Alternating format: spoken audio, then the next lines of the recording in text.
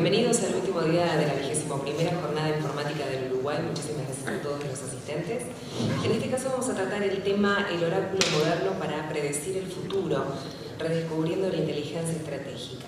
Nos visita Carlos Petrella, ingeniero y doctor, empresario e investigador docente, y está preocupado en el futuro para cambiarlo.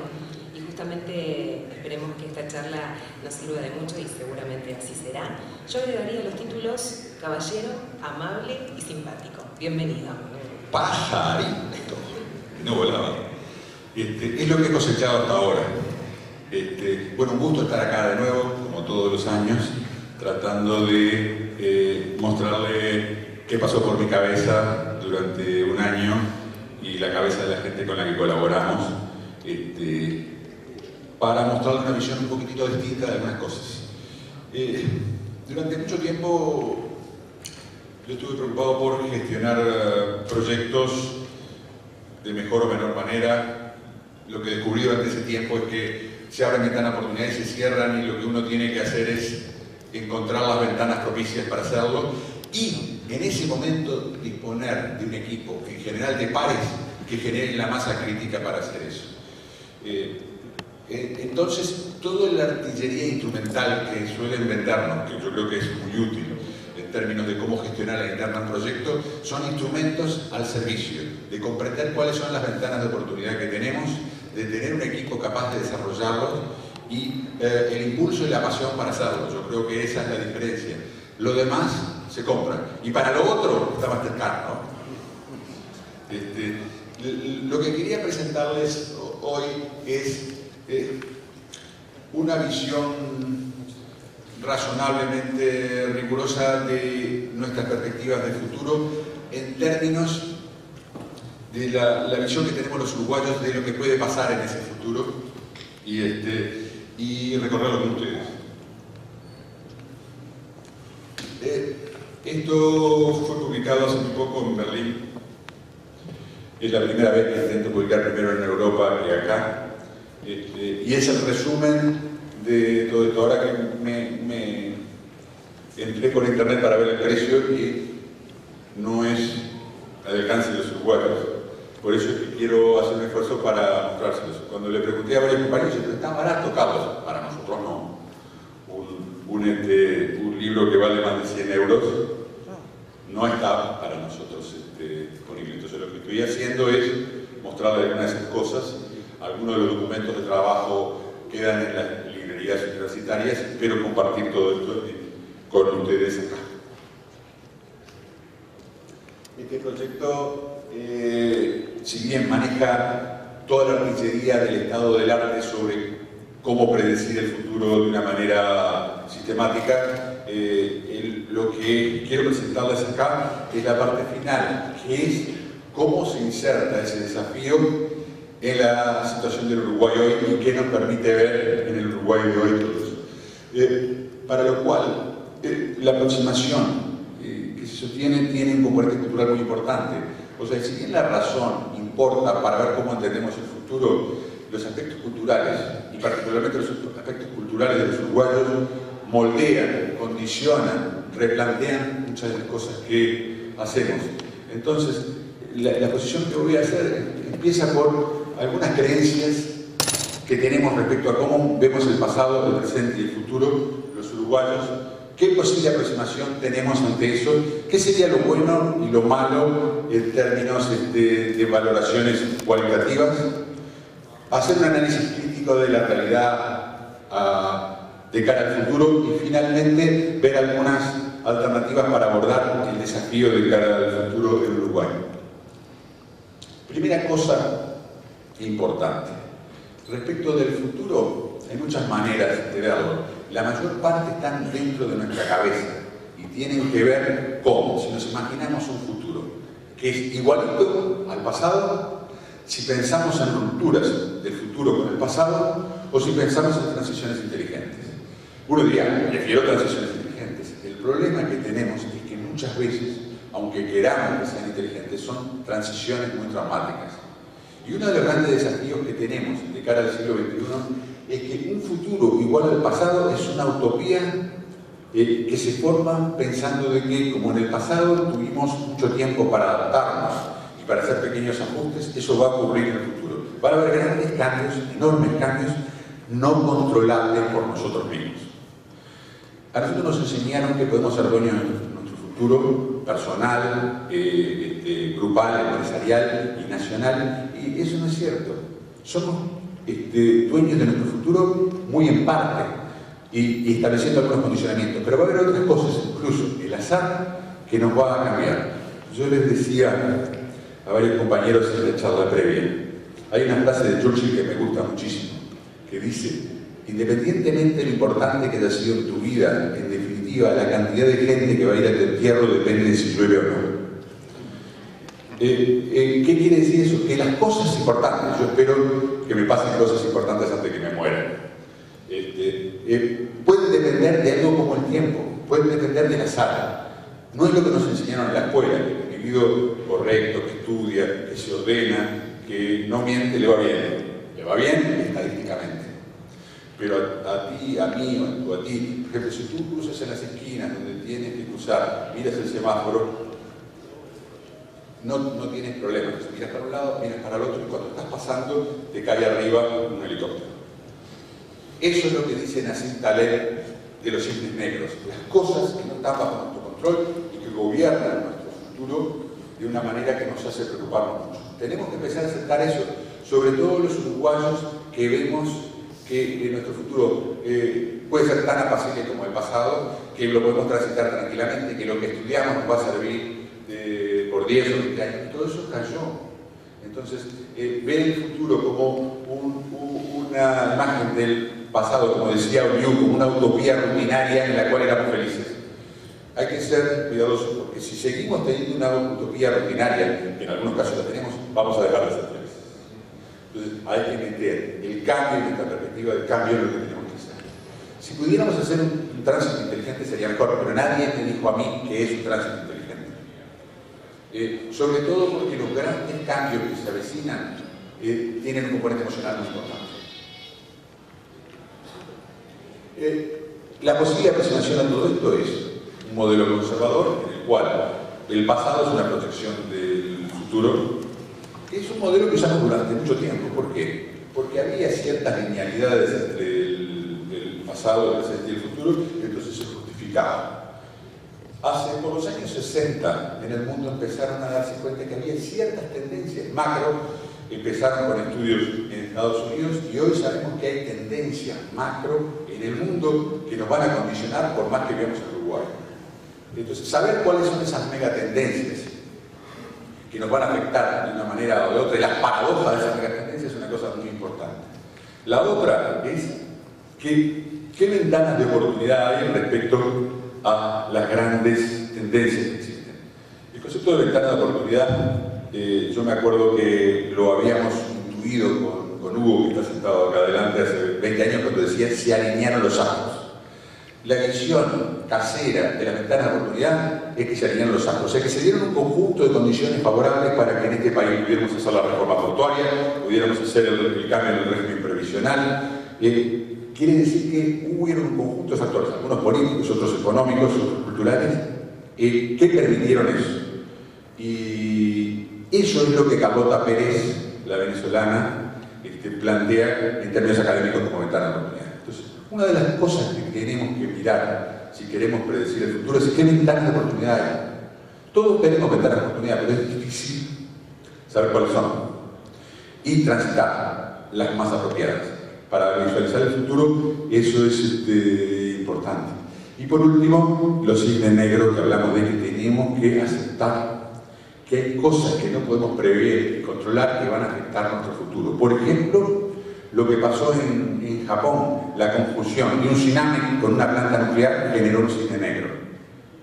O sea, un hecho altamente improbable, porque en realidad el riesgo de un tsunami para una planta nuclear era un riesgo que se consideraba de tercera, controlado, y que cambió las reglas del juego.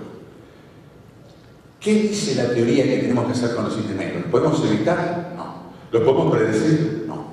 Entonces, uno, ¿qué tendría que hacer ante esas cosas?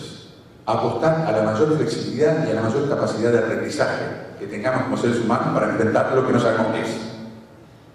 No es extraño, entonces, que hay una mega tendencia a los fundamentalismos. ¿Qué quiere decir eso? Como el futuro no lo puedo predecir, no sé por dónde vendrá, miro para arriba buscando una respuesta divina. Eso lo ha hecho la humanidad un montón de tiempo. Yo creo que no es malo buscar una respuesta divina, que es en definitiva una síntesis de todo lo bueno que tenemos, que lo podemos poner en un Dios, en un tótem, como que queramos. El problema es esperar que las soluciones a esas grandes dificultades vengan desde arriba y no las tengamos que construir nosotros. Lo que le estamos proponiendo a ustedes es que para predecir el futuro hay que involucrarse con él y actuar sobre él. Ese es el camino. Si además uno tiene una creencia positiva sobre los demás, sobre lo que hay que hacer, creo que es bueno. O sea que el tipo que tiene buena onda, que cree que hay un propósito final bueno para todos los seres humanos, que el Uruguay tiene un futuro, probablemente pueda encontrarlo con más frecuencia que el que no cree. Entre el balance entre lo bueno y lo malo. Si miramos Uruguay, hay algunas cosas muy claras de lo que nos puede pasar. Primero, hay una oportunidad tremenda de ser un polo logístico regional por el lugar donde estamos, salida de toda la cuenca del Paraná y del Uruguay, un crecimiento del sector turismo muy grande que, a pesar de que va a ser intenso, y esa es una de las mega tendencias mundiales, es la industria de mayor crecimiento y el servicio de mayor crecimiento a escala mundial en los últimos 20 años. Vamos a tener un impasse porque con los vecinos argentinos se nos viene un cisne negro que negociando va a ser difícil de manejar. De hecho, los hechos prueban que las formas de negociación que estamos usando parecería que hacen tan dificultoso nadar como si la piscina fuera llena de dulce de leche y no de agua, que es lo que nos está pasando. La otra es, por suerte, los chinos, los indios empezaron a comer. La demanda de producción masiva de alimentos se está incrementando enormemente porque viene desde allí. Y es una demanda permanente y estructural que va a seguir creciendo. La única y nosotros estamos en uno de los principales graneros del mundo junto con Estados Unidos. O sea, de esta zona de acá tenemos oportunidades para alimentar enormes potenciales en tierra, porque queda todo el mar que todavía está explorado. ¿Cuál es la desgracia de ese aspecto bueno? Que lamentablemente con el crecimiento de los precios de los energéticos, parte de esos alimentos se van a dedicar a producir energía. ¿Cuáles? Aquellos alimentos que utilizaban las clases menos pudientes para alimentarse, o sea que solo generar hambrunas y cosas terribles en el futuro, que dentro de una corriente buena tenemos otra. El desarrollo de la industria minera en Uruguay es un fenómeno emergente. Podríamos discutir en qué condiciones debería ser bueno para Uruguay. Yo creo que la explotación minera es un recurso. Mientras esté debajo, no es recurso. Al fin y al cabo, los charrúas no tenían el mismo recurso que Aratini quiere ahora. ¿Sí? ¿Puede decirse que los españoles se lo robaron? No. Es un recurso en la medida que arbitremos la manera de sacarlo. Y es un recurso útil al país en la medida que la forma que lo saquemos genere el menor daño posible.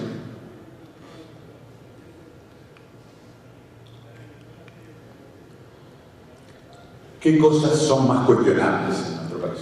El mito de que tenemos instituciones públicas tan fuertes que no tenemos que hacer nada para que sigan. El mito de la perennidad. De que tenemos organizaciones tan fuertes que nadie se imagina un futuro sin ellas. Es una ingenuidad. Y eso es una ingenuidad a nivel de sectores, de industrias y de países. Miren la Unión Soviética, miren Yugoslavia, que en términos de potencia no son ni comparables con Uruguay.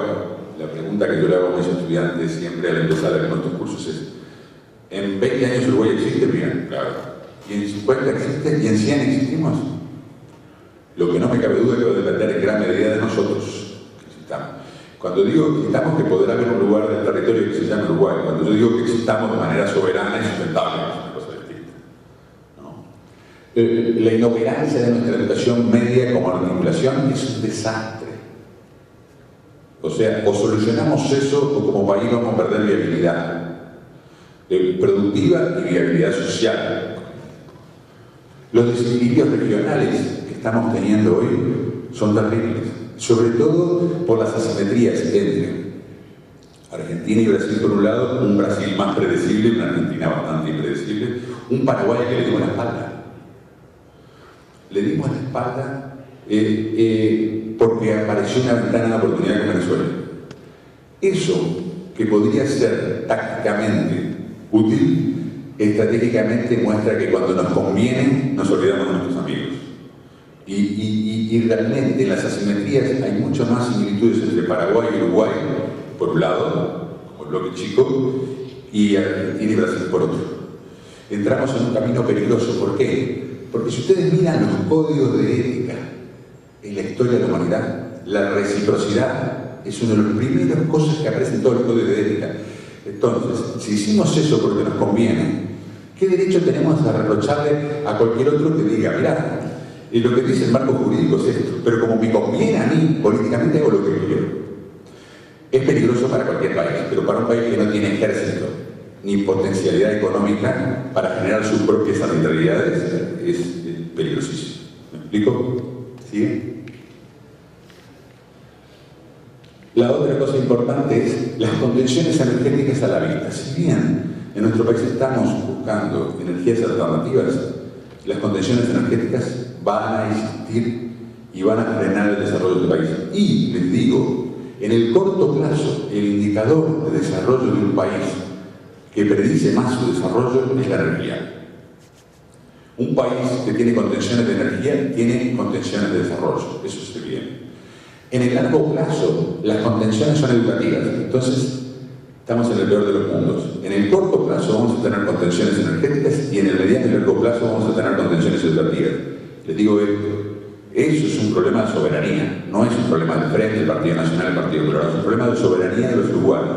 O encontramos caminos para solucionar nuestros problemas energéticos de crecimiento sustentable y encontramos una forma de que la educación sirva para la inserción productiva y social de las personas, o como país vamos a ser cada vez menos soberanos, menos soberanos, menos soberanos. Y no cabe duda.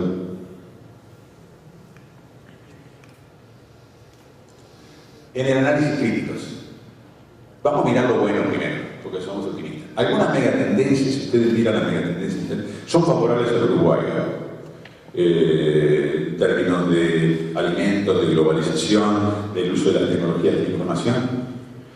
Hay un abordaje en este país inteligente de la tercera ola. ¿Qué quiere decir? Que empezamos a reaccionar con algunas agencias que están apuntando a eso, por el lado de la ANI, por el lado de la CSIC, para desarrollar un abordaje inteligente. Yo creo que los diagnósticos son buenos.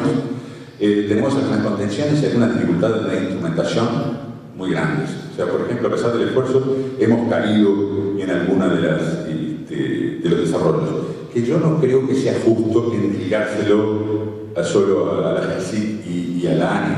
Creo que hay problemas culturales en nuestro país y sociales que hacen que eso se acentúe de una manera mayor. Yo creo que tener una opción portuaria soberana de aguas profundas es estratégico. ¿Por qué? Porque si queremos ser un polo logístico, el puerto de Montevideo no alcanza. Y los demás puertos tenemos que pedirle permiso a Argentina. ¿Qué quiere decir? Que somos menos soberanos del control de nuestros puertos en el río Uruguay. Hasta que llegue el momento en que no seamos soberanos. Y si un país no es soberano sobre un interés estratégico, la independencia es un sellito.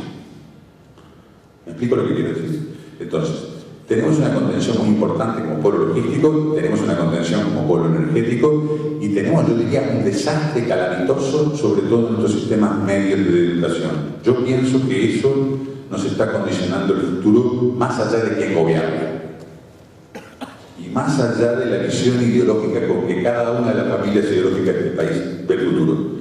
O tenemos un acuerdo para solucionar esto, que en algunos casos va a ser duro, o lo van a pagar las siguientes generaciones de uruguayos.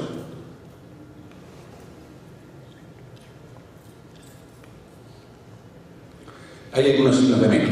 El signo de menos más claro es el desasosiego que sentimos todos respecto al tema de seguridad y la dificultad de que lo encaremos de una manera que consideremos provechosa.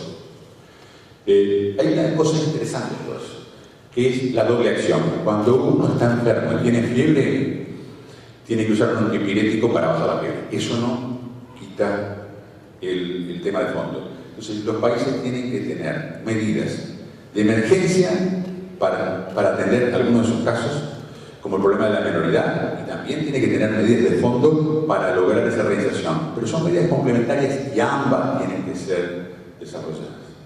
¿De acuerdo? El bloqueo de la reforma educativa es un bloqueo previsible. ¿Por qué? Porque el peso de nuestro país, de las corporaciones, es enorme. Y lo que hemos hecho con la última reforma es aumentar el peso de corporaciones. Muchos dudan ya de que la reforma educativa uruguaya pueda producirse desde adentro del aparato educativo.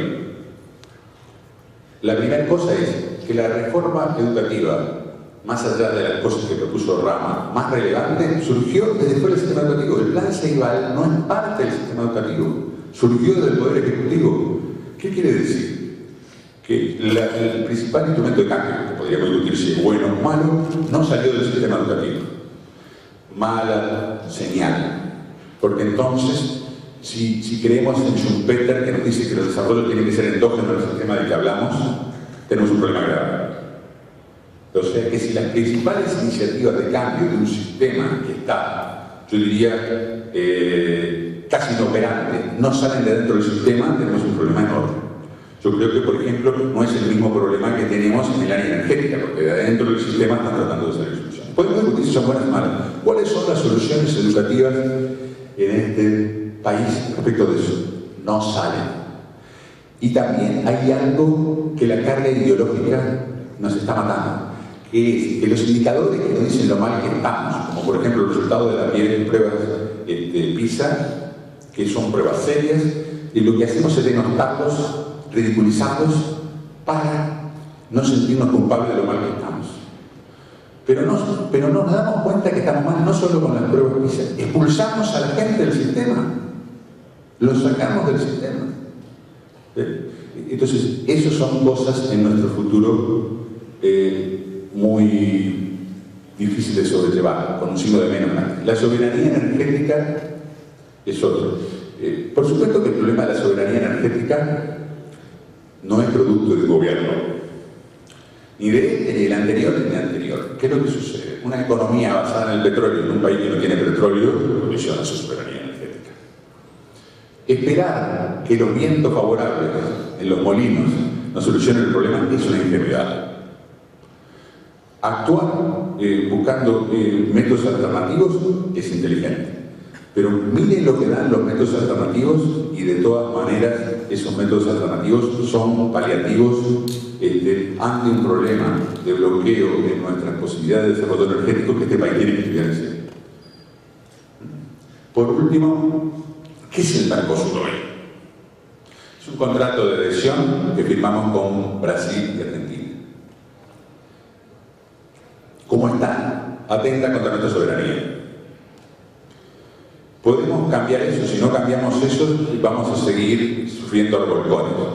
Y ahora estamos solos, porque un posible socio para hacer fuerza de esos revolcones, que era Paraguay, le dijimos, señores, no nos gustó cómo cambiaron de presidente, fuera. ¿No? ¿Qué pasa si Paraguay, dentro de un tiempo, entra al Mercosur y nos dice, ¿saben qué?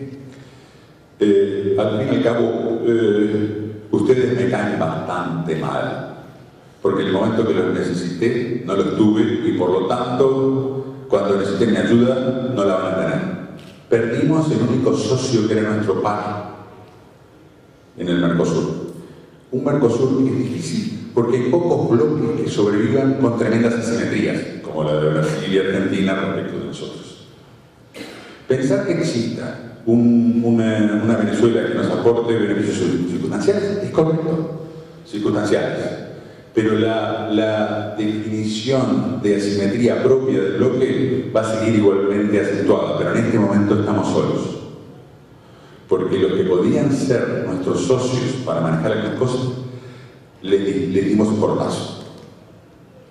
ese sapo nos lo tragamos y que un uruguayo se trague el sapo de la solidaridad, que era una de las cosas que tenía, que se trague la bandera del derecho de lo que está bien, debe ser respetado, solo nos deja la violencia para imponernos y no la tenemos. Entonces, eso nos lleva tarde o temprano a una situación de indefensión como país. Peor no puedo hablar de eso.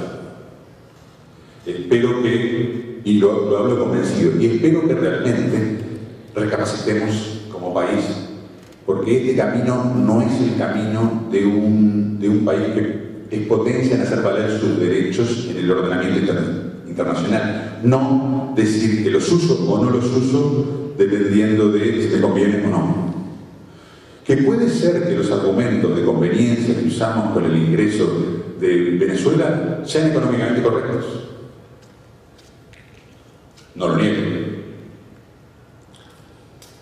Desde dentro, ¿qué podemos hacer?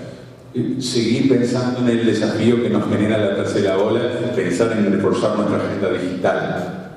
O desbloqueamos la reforma educativa, como sea, o nuestro país va a ser cada vez menos viable. No se gasten en sacarme una foto porque estéticamente no aporto. Espera un momento, cortamos. Ahí está, perdón, ahí, así me gustó. ¿Te gustó? Mover el lugar, mover. ¿Así? Sí, ahí está, gracias. Nada. Lo peor de todo es que lo van a grabar. O logramos desbloquear la reforma educativa o no vamos a ningún lado. La soberanía energética. No hablemos de energía, hablemos de soberanía energética. ¿Cómo la resolvemos? Ese es el problema que tenemos que analizar nosotros. Y un país que tiene un desarrollo agropecuario muy importante, el camino es cómo potenciar el desarrollo industrial de eso para agregar valor a los productos agropecuarios.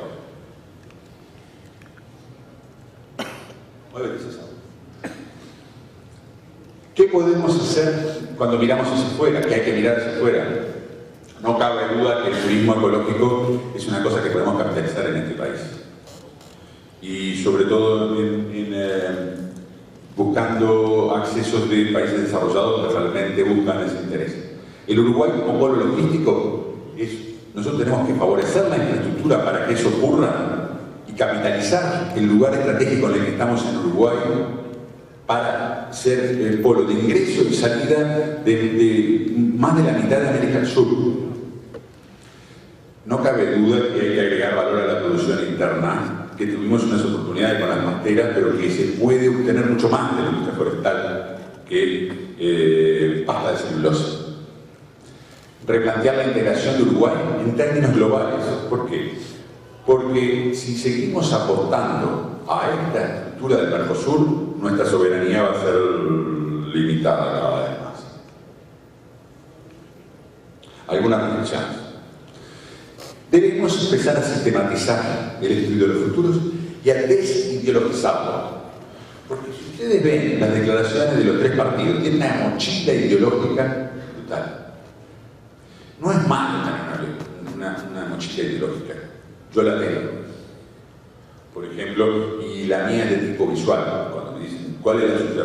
Bueno, mire, muy sencillo. Yo tengo una tendencia al amarillo y negro totalmente ideológica. Por suerte... Sí, claro. Desde que dije eso en clase en la universidad, hay varios que se vienen con la camiseta nacional. Me encanta eso. Me encanta que tengan orgullo de decirme, te la muestro. Y le dije, tengan cuidado que puede traer sus consecuencias. No es verdad, por supuesto. No lo sé. La otra cosa es que no es malo tener sesgos ideológicos. Todos los tenemos. Lo ingenuo es pensar que eso es gratis. Si el sesgo ideológico me dificulta explorar soluciones importantes para este país, me tendría que sacar ese saco. Y se lo tendrían que sacar los frentes amplistas, se lo tendrían que sacar el Partido Nacional, el Partido Independiente, el Partido Colorado, los de Peñarol, los de Nacional, los cristianos, los agnósticos. Nos lo tendríamos que sacar sin dejar de lado nuestras creencias prevalecientes. porque si no, en este país siempre vamos a encontrar soluciones mediocres a medio pelo. La otra cosa es, miremos las megatendencias del mundo y aprovechemos las que nos conviene más a nosotros. Googleen megatendencias, hay 4 o 5 popes de las megatendencias. ¿Cuáles son esas megatendencias en el mundo? ¿Cuáles son las paradojas que generan? ¿Y cuáles son las que podemos aprovechar? Eso sería una postura inteligente. El otro tema, lo dijo Artigas, que además tuvo que tragarse el sapo de verdad, que si esperamos de otros en lo esencial para hacer un Uruguay mejor, estamos fritos. Lo tenemos que hacer entre nosotros. Y ahí nos vamos a dar cuenta que en definitiva las diferencias entre ser de Peñarol, de Nacional, del Frente Amplio, del Partido Colorado, son menores que las que hoy tenemos con el resto del contexto regional. Que nos hace sentir, o por lo menos me hace sentir a mí, que alguien está soplando de Argentina la pluma de Jorge Campo, que somos nosotros. Y hay que decir que no. Porque hay cosas que tienen que ver con esta soberanía. Y no critico el esfuerzo enorme que está haciendo el gobierno para negociar. Creo que hay que seguir negociando, sobre todo cuando hay asimetría de ese tipo. Pero esperar que las soluciones de la negociación a través de una solución de nuestros puertos en el río Uruguay es una ingenuidad geopolítica. Miren 100 años para atrás. ¿Qué pasó? Entonces, buscar una opción soberana en algo importante para este país, como es una salida que sea administrada por nosotros mismos, no es un asunto menor. El mismo que tenemos que pensar en términos energéticos. Algunas preguntas que son retóricas, pero además después espero las preguntas de ustedes que no sean retóricas. Deberíamos profundizar en estos temas de abordaje del futuro de una manera más sistemática. Más sistemática no significa que dejemos de lado nuestras pasiones, nuestras emociones, porque el futuro está cargado de pasiones y emociones. Lo que pasa es que hay estudios que uno lo puede hacer de una manera más profesional, teniendo en cuenta más cosas, y no si llueve o no. Por último, el tema de quejarnos de que el viento no es favorable es un problema. Busquemos los vientos favorables para nosotros en la integración regional, en el desarrollo energético, en el desarrollo educativo. Hay que buscar un estudio más sistemático de los escenarios futuros del Uruguay. Yo creo que los últimos gobiernos lo han intentado. O sea que tenemos ciertas articulaciones que no habían antes y que yo creo que son provechosas. Ese es el vaso medio lleno. Y creo que ha habido un esfuerzo muy importante, sobre todo de este último gobierno, en intentar eso. El problema que tenemos es que en determinado momento el que ejerce el poder siente la soledad y el dolor de tener que abandonar los consensos. Bueno, señores, para eso les pagamos.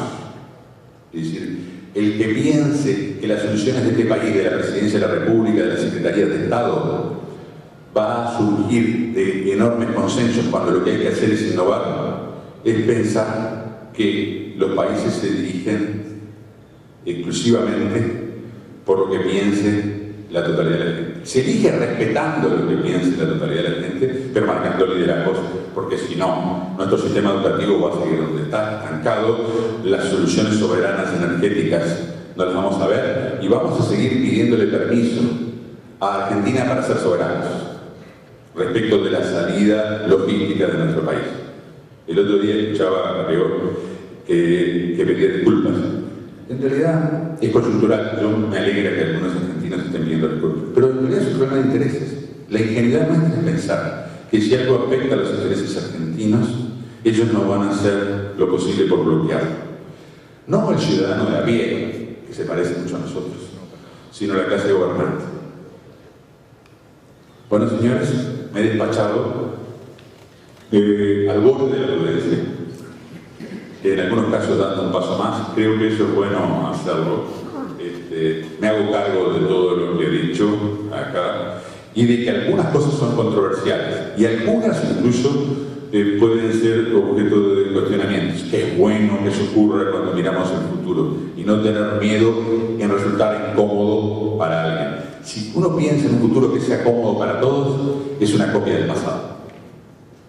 Y hay que pensar con Kuhn que en definitiva la búsqueda de los grandes cambios se puede hacer con inteligencia, pero también se hace con los codos.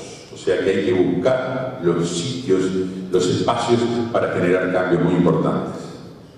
Dicho eso, estoy dispuesto a escuchar preguntas y reflexiones de todos ustedes. Así que si alguien quiere hacer algún comentario, levante la mano. ¿Me pasas tú?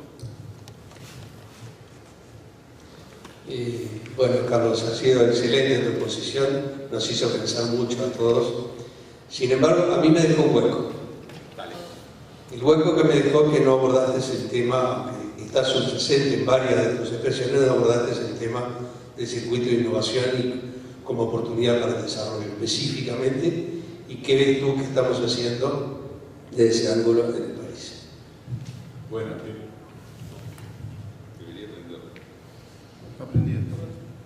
hola, ¿está aprendido? Ayer di una clase en Ciencias Económicas sobre innovación en el Uruguay. Creo que estamos tomándonos un poquito más en serio el tema de la innovación, no por la innovación, porque la innovación es el apalancamiento necesario de la competitividad sistémica del país hoy. Yo creo que los intentos que está haciendo la ANI son sanos, y por lo menos el reconocimiento que institucionalmente eso es necesario es terapéutico en nuestro país. Porque la verdad que la situación de indefensión que teníamos hasta hace 10 o 15 años era producto de una improvisación que no aporta. Lo estamos intentando. Yo creo que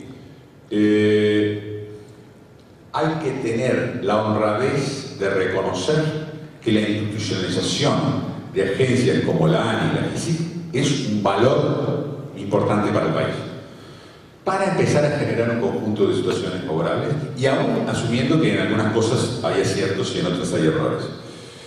Las tres patas que reúnen eso están vinculadas con un mundo académico que produzca determinado tipo de cosas, con un mundo empresarial que asuma ciertos riesgos, que nosotros tratamos a nuestros empresarios de mojigatos cuando en realidad no lo son. El empresario, cuando ve una gran oportunidad, asume un gran riesgo. Si le damos oportunidades pequeñas, van a asumir pequeños riesgos. O sea que el país tiene que alinearse para que esas grandes oportunidades ocurran. Y también, finalmente, que si bien las fuentes de inversión han aumentado, una de las bases del desarrollo de la innovación en un país es que se abran oportunidades de inversión de capital de riesgo, que recién es incipiente en nuestro país. El otro gran descubrimiento, que ya tiene 40 años en el mundo empresarial, es generar de alguna manera clústeres para aunar esfuerzos. En nuestro país hay algunos que merecen ser estudiados con más cuidado, algunos que intentamos crear con mayor o menor éxito, que ya son más tradicionales, como en el área informática, otros que son nuevos y que son muy interesantes, como en el área naval, para generar una masa crítica para competir fuera del país. Eso creo que son, yo diría, indicios favorables de que, como decía Freddy, apareció ese tema como un asunto estratégico y lo estamos tratando de desarrollar. Con una impronta institucional que en general no tuvimos, o sea, que no tuvimos por muchísimos años, que es empezar a generar institucionalidad en términos de eso. Ahora, generar la institucionalidad es un primer paso. Hay un cambio cultural que tenemos que hacer, que no es fácil y que va a llevar muchas generaciones. Y que deberíamos tener la honradez de no reclamarlo para ningún partido, sino reclamarlo como patrimonio nacional para que el siguiente gobierno que venga, de la bandera que sea, lo recoja como un valor nacional que hay que preservar. Porque si no, si asociamos muchísimo una iniciativa a un determinado partido o tendencia, cuando el escenario cambie, podrían surgir tentaciones de replantearlo, que ha sido una historia trágica de nuestro país en muchos casos, que buenas iniciativas de desarrollo en algunas áreas, y simplemente porque tuvieron un origen muy acentuado en un determinado partido, después fueron cuestionadas. Caso típico, por ejemplo, las reformas de rama en educación, que fueron las últimas grandes que se hicieron antes del planteo del plan Ceibal. Carlos, bueno, muy disfrutable tu presentación. Quizá un libro esté considerado, pero en tu síntesis no lo vi. Me parece que hay un elemento clave en los procesos de transformación que es el liderazgo. Y quizá una de esas carencias que tú señalabas, la educación, yo le agregaría otras, las estructuras que hay a nivel del Estado, también a nivel de algunos sectores de la actividad privada, son una máquina de impedir el liderazgo, porque tiene una serie de mecanismos de neutralización. ¿Dónde puede haber una incubadora de líderes para que el país también tenga aquellas personas que tienen que tomar esas decisiones que a veces no son, que no conforman a las grandes mayorías? Primer asunto, yo lo toqué directamente, el tema del liderazgo. Fíjense en uno de los lastres que tenemos, que es el mito de la medianía. El mito de la medianía es que todo se puede hacer más o menos y que siguiendo una orientación consensuada sacamos las cosas a flote. La contrapartida de eso es la necesidad de determinados liderazgos. Uno de los problemas que tenemos es un país que quiere lograr consenso en todo, no innova. O sea que la innovación y el consenso son dos pares polares. En algún momento hay que arriesgarse a sacar cosas. Y la manera, yo no creo que no haya líderes. Creo que en muchos casos no están dadas las condiciones para que esos líderes tomen el camino. Y por ejemplo, ese manejo despiadado lo vemos en todos los sectores. Lo vemos en educación, lo vemos en política. O sea, la formación de los líderes que van a renovar la genotocracia que tenemos hoy es un problema de este país. Lo fue de la Unión Soviética también. O sea, no es que no tengamos determinados líderes, es que no articulamos la relación entre los liderazgos de los 25 años y los 70. ¿Y dónde está la mayor potencialidad de los líderes? Cuando el individuo todavía tiene el empuje de la juventud y los años le pesan menos. O sea, un país que no encuentra líderes entre los 40 y los 50 años es un país sin problemas. Y las renovaciones, y para no echarle la culpa al sistema político, miren el sistema educativo. Es lo mismo. Yo creo que es un problema cultural. Ahora, yo estoy de acuerdo a veces con alguna de las frases sutiles de nuestro presidente. Dice, algunos procesos de renovación ocurrirán cuando nos muramos, con un recambio generacional. Mi preocupación es que eso es cierto, pero mi opinión es tarde. O sea, no podemos esperar que se muera. Tenemos un buen sistema previsional, además, que hace dificultoso morirse. Por más que haya algunas iniciativas por ahí, ¿no?, para sacarnos del medio a veces. Yo lo que les digo es que esa renovación hay que hacerla y sería bueno que los líderes actuales se tomaran en serio esa renovación. Hay líderes que deberían ser como los corchos, que crecen con el nivel del agua que ponen alrededor. Esos son los líderes que necesita este país, no un líder que quita el agua alrededor para que los demás no aparezcan. Yo creo que hay liderazgos sanos en este país, liderazgos fermentales en este país. Y por suerte, en el ámbito empresario, en el ámbito político y algunos en el ámbito educativo. Donde se nota menos es en el ámbito educativo porque tenemos una máquina de impedir muy bien armada, que desgasta enormemente. ¿Dónde estoy viendo algunas cosas interesantes? En primaria hay algunas y en la universidad hay algunas. La universidad como concepto, no solo la Universidad de la República. Yo creo que ahí hay fuerzas fermentales para generar el cambio. Y una reflexión sobre eso. Juguemos en la A. Este es el único país que hasta hace muy poco tiempo no tenía universitarios para educar.